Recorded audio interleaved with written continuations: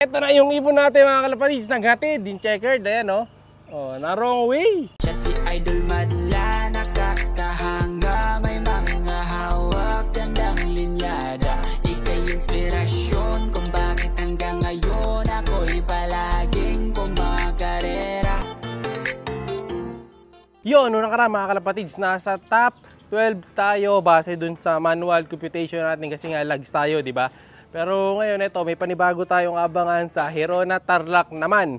So may mga nag-clock na, yung mga paritary na iba, nagsipag-clock na sila. Ang bibilis ng mga speed, nasa 1,250 ang speedan.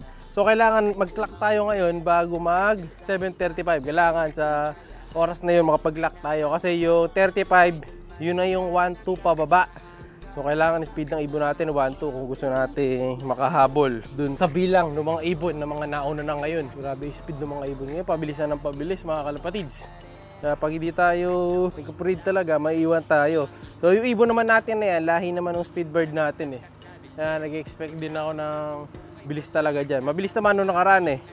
Pero tingnan natin ngayon. Saka yung isa, yung kasama niya na yung matay, nalilisik yung mata, di ba kita nyo? Ganda ng ibon na yun, parehong kak. Ngayon nga pala, meron na pala tayong napili din na 12 na ibon, 12 na ibon ang lalaban natin sa susunod na karera. So bali 6 dito sa Old Low, puro old bird yun. Pero may isa yata nakaklabring. Kasi yung iba, wala na dito sa atin. Yung iba kasing binili ko nung panahon ng pandemic na yun, ano lang 4 na sing-sing lang ako daw nagkakamali. Siyempre yung iba nadagit na ganun. O kaya iba nagkasakit, o kaya iba nakakuha na, kaya nabawasan na yung warriors natin. Then, yung sa taas naman, ano dapat yun? 8. So, ginawa ko na lang 6 kasi yung dalawa medyo bata pa eh. Kasi pinanganak sila ng April. Yung iba, halos March. So, yung mga April na birth month, ang birthday, hindi ko na sinama yun. Para halos may edad lang. So, meron na tayong 4 minutes pa natitira bago dumating yung isa nating ibon. Siyempre, kakalak pa natin yun eh. Kailangan, mga 2 minutes, dumating na siya sa loob ng 2 minuto. Ako po mga kalapatids, 34 na. Wala pa yung ibon natin. So, na-late ng uwi ngayon yung isa nating warrior na inaabangan. 3rd training, tapos pangalawang pooling mga kalapatids. So, ang mananalo sa pulang, mukhang di tayo aabot. So, kailangan ngayon, dumating na lang siya. Pero kaklak ko pa rin. Kasi susubukan natin yung clocking natin eh, kasi lags tayo nung nakaraan eh. So baka maglags na naman para kung sakali maka-concern natin. Kasi baka sa susunod maglags na naman. Mahirap kasi pag lags, suspense ang nangyayari, di mo alam kung pang ilang ka talaga. Pero eto, may itlog na naman si Kobe no. Agang umitlog. Pag nagdalawa, tanggalin na natin yung itlog. Ayan, itim na yung nilabas ni Kobe after ng matagal natin paghihintay. Yan lang hinihintay ko, maglabas ng itim na speedbird na off color sana eh. Nakapaglabas na tayo ng isa. So isa niyang kapatid nandito kaso tinitraining pa natin yun. Yung isang kapatid ng anak ni Gobi pala. Ito naman yung mga lengdo lines natin. Ayan, maganda rito, nabibilad yung anak nila nito pag napisa. Ayan, naglilimlim na yung mga lengdo birds. Limlim lang sila dyan. So sana mapisa na agad to. Pero malapit na mapisa to. Ang ibilang ko dito 1 week na lang pisa na to eh. Dahil na shortcut nga di ba yung paglimlim nila. O ano na lang natin, damihan na lang natin ng Integra para hindi mabansot yung anak. Dahil mapapaaga yung pisa eh, baka wala pa siya pigeon milk. Kaso dalawa naman kasi silang babae. Kumbaga, naka-life hack tayo dyan eh. So ngayon ko lang tatry din yun. Parehong babae, pagpapipisain natin nung isang anak. Ayun eh. Diba? Mother and mother. Hoy, siya nga pala mga kalapatid, sabangan nyo, meron ako para raffle na ibon. Ayan, syempre para yun sa madalas ding mag-comment dito sa YouTube channel natin. Ayan, yung lagi nagla-like, lagi nag-share ng mga videos natin sa YouTube, sa Facebook. So, titingnan natin yan kung sino yan. Pero, mas lamang, tinitingnan ko madalas yung mga nagko-comment lagi dito sa ating YouTube channel. Ayan, basta tandaan nyo, basta madalas mag-comment dyan sa YouTube channel natin, saka mag-like. Matik yun, mabibihayaan ng gift bird. Wala nang entry, wala nang kung ano-ano pang magic keyword para sumali. Basta lagi ka nagko-comment, matik, pwede ka manalo. Kaya pag nanonood kayo, magko-comment kayo palagi para nagka-count yung bilang yan at masali kayo dun sa raffle natin. A few moments later. Ito na yung ibon natin mga kalapatids, naghatid, din checkered, ayan o. Na wrong way. Alak nang ba? Naghatid to, galing dun mga kalapatids. Di ko agad na on yung camera natin. Pero nakita ko siya dumating, ayan o. Baka na tol. Baling late baklak pero kakalak natin to para matest yung clacking. May hinatid siya dito. Tapos bumangking doon sa gawiron. Ito pa, ito na isa oh. Dalawa na boy.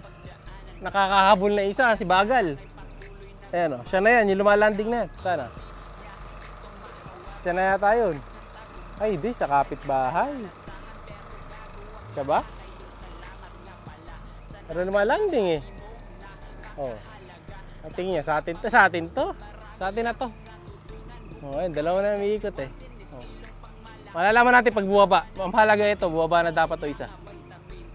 Dituhan natin, baba muna ako. Kasi may isda kasi dito eh, kaya nandito ako sa taas mga kalapatids, may gumagataw dito. May titirahin kami dito sa side na to. May nakita kami, namumuti yung isda eh. So, sana mahuli natin. Mamaya, ibablog natin yan. Ah, eto dalawa na sila.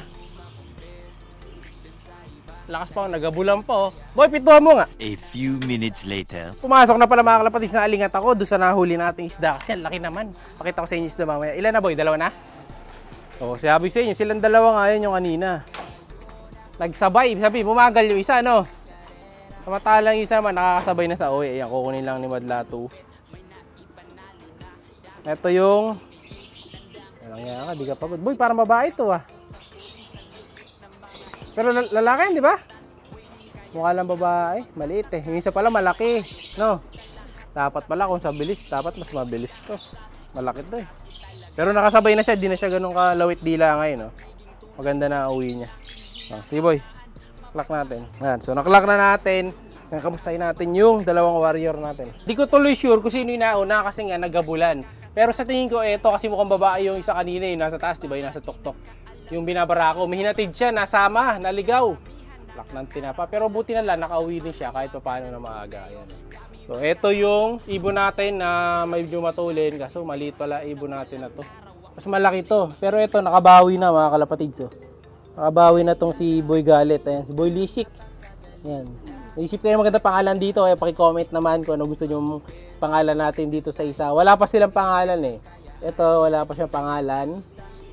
Ito rin, wala pa pangalan mga kalapatids. Yung mukhang binabay nating ibon dito. Ayan.